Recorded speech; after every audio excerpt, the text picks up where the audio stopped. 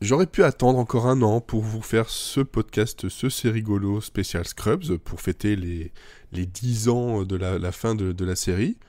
Mais ça aurait été un peu tirer la blague du podcast qui ne revient jamais un peu trop longuement. Donc voilà, C'est rigolo, épisode spécial Scrubs.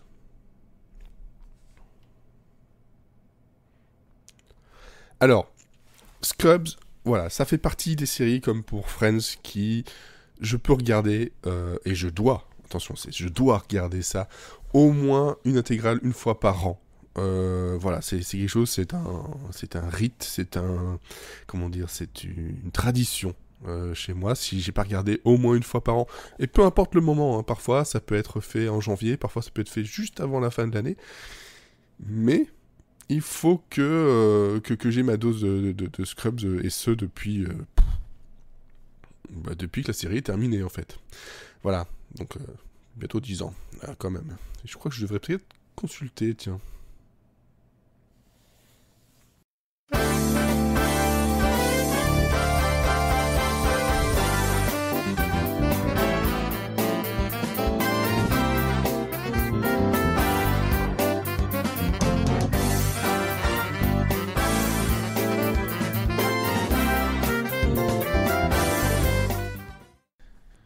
Un épisode 7 avec Will Ferrell en host et King Princess en host musical, euh, où on retrouve un Will Ferrell qui entre enfin dans le Five Timers Club, donc c'est-à-dire parmi les comédiens, ou en tout cas les artistes, avoir présenté 5 fois le SNL. Bon, il faut savoir aussi que de toute façon, Will Ferrell est un ancien du cast de Saturday Night Live. Hein.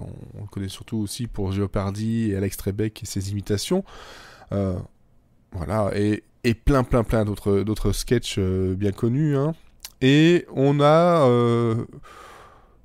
un show qui, on le sentait venir. Après, on n'apprécie pas. Will Ferrell, c'est encore autre chose. Mais on sent qu'il y avait quelque chose de fort qui se préparait, de très sympa, de très joué, de très amusant en fait, parce que c'est vrai que les autres épisodes jusque-là, c'était pas forcément tout le temps la joie. J'avais eu un peu peur parce que le Cold Open était ouais, un peu feignant, le impeachment de Trump, Gordon Sondland, voilà, bon, ok, convenu, pas franchement très drôle. Par contre, le monologue où on aura un Ryan Reynolds et un Tracy Morgan en guest, et un Will Ferrell qui joue le comédien gêné, qui voit qu'il y a Ryan Reynolds qui est dans le public et qui n'arrive pas à continuer son monologue parce il est un peu impressionné d'avoir Ryan Reynolds dans le public. C'était vraiment très fun et ça rassurait un peu après le cold open, mi-figue, mi-raisin, comme on peut dire. On a eu quoi d'autre? Alors, on a eu donc le Weekend Update où on a eu voilà, en trois grandes parties, l'actu politique, l'actu plus culturel, et un milieu où on a donc le Guy Who Just Bought a Boat, avec Alex Moffat et Ryan Reynolds, où en gros on nous donne des petits trucs et astuces pour rencontrer quelqu'un, surtout ici des femmes, pour Thanksgiving.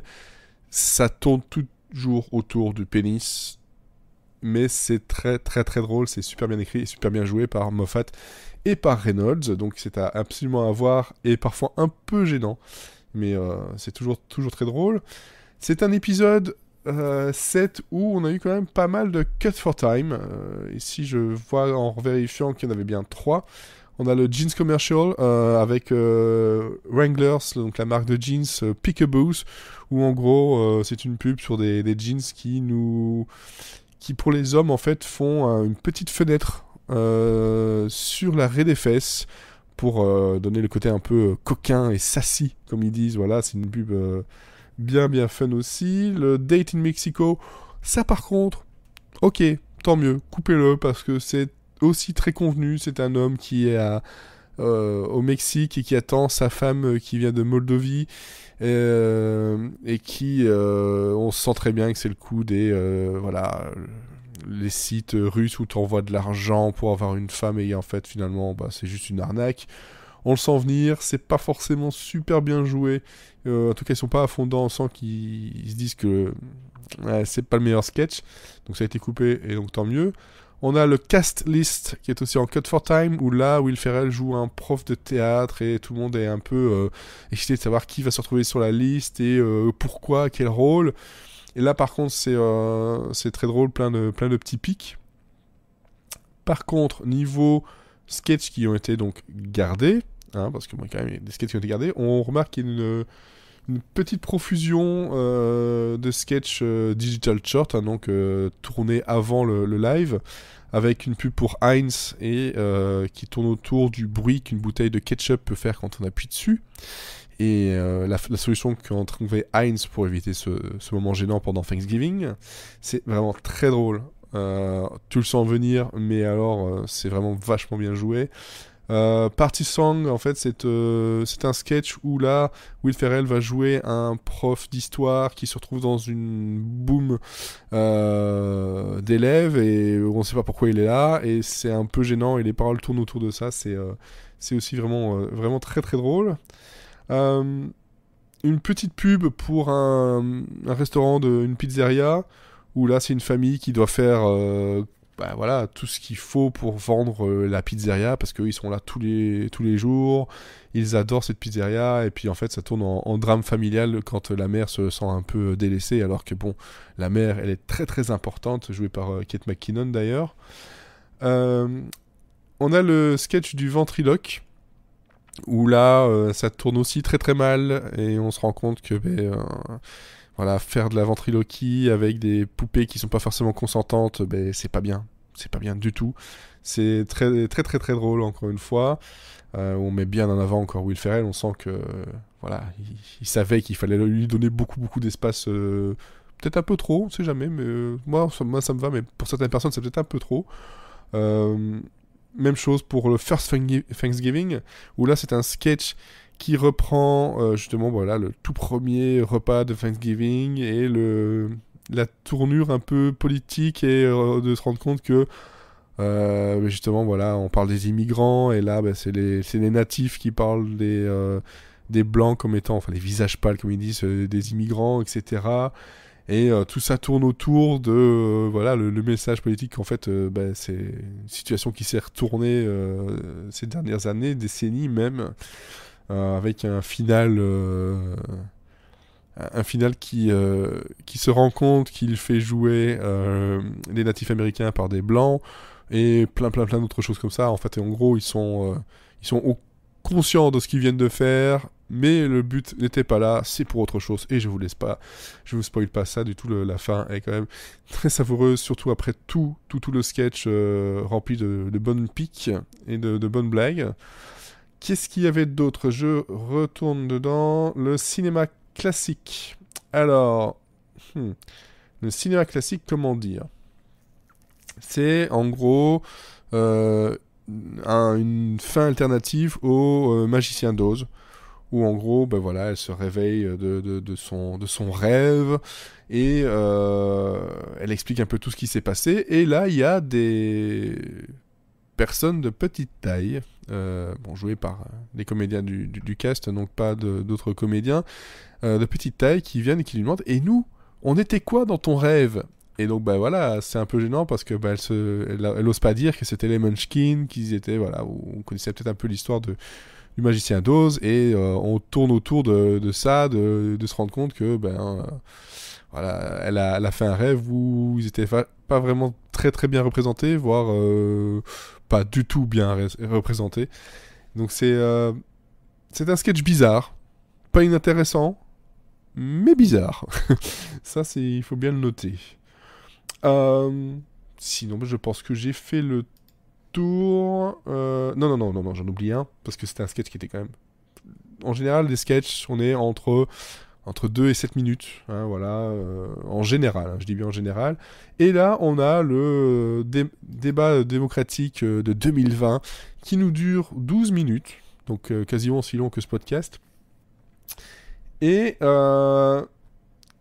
c'est vrai que là, on a réussi à avoir un sketch politique qui, si on n'est pas forcément toujours au fait de ce qui se passe, passera pour d'autres éléments, mais malgré tout, plein de visages connus qui sont venus justement porter main forte en fait, à l'équipe, avec du Fred Armisen, de Maya Rudolph, qui jouent justement des rôles qu'ils ont déjà joués par le passé, et Maya Rudolph qui veut en fait être en Kamala Harris, mais qui veut être un mime vivant, qui veut son gif, enfin son gif comme elle dit, qui veut son gif, qui veut voilà, chaque moment où elle intervient se termine par un mime internet actuel ou pas.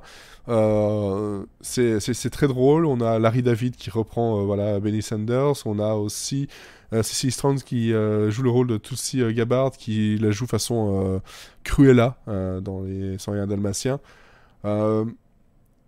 Voilà, c'est un sketch qui... on connaît le SNL pour ça, pour le côté politique, hein, toujours parodier les politiciens. On apprécie, on n'apprécie pas, on y comprend quelque chose, on y comprend pas quelque chose. Toujours est-il que je pense qu'il aurait pu être un peu plus court et laisser la place justement à un des sketchs Cut for Time, notamment par exemple le Jeans commercial qui ne dure qu'une minute 34. Il y avait peut-être moyen de le placer quand même pour avoir un peu autre chose que de la politique à l'écran. Mais bon, c'est comme ça. On est en plein dedans et je pense que ça va pas s'améliorer avant la fin de la saison. Ça va peut-être même être pire par la suite. En tout cas, je pense que il faut s'y attendre. Donc voilà, un épisode du Saturday Night Live, épisode 7 avec Will Ferrell et King Princess, de très très bonne facture, avec des sketchs vraiment très bons. Le seul truc qui pourrait faire que vous n'aimez pas, c'est parce que vous n'aimez pas Will Ferrell, parce que là, globalement, il est un peu partout, tout le temps. Moi, ça me dérange vraiment pas. J'aime vraiment beaucoup ce comédien, surtout dans ses frasques SNL-esques. Donc, ça fait plaisir. J'espère qu'on aura encore d'autres sketchs bien sympathiques et d'autres SNL bien sympathiques par la suite, parce que il était un peu temps, quand même, que l'on ait un numéro qui est une meilleure constante vers le haut que plutôt vers le bas. À la semaine prochaine, et bon SNL à tous.